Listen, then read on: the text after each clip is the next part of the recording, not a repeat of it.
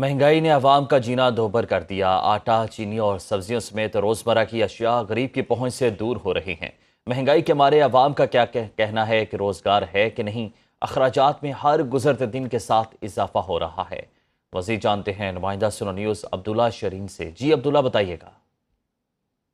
आज बिल्कुल स्वाद में भी महंगाई का जिन बेकाबू हो चुका है। आटे समेत चीनी, दालें और दीगर अशिया की कीमतें जो आसमान से बातें करने लगी है। इस वक्त हमारे साथ एक शहरी मौजूद है, सवाल से क्या कहेंगे। महंगाई तो बहुत है, सब लोगों को तकलीफ है। आटा भी महंगा है, चीनी भी महंगा है, कारोबार स्वाद में नहीं है।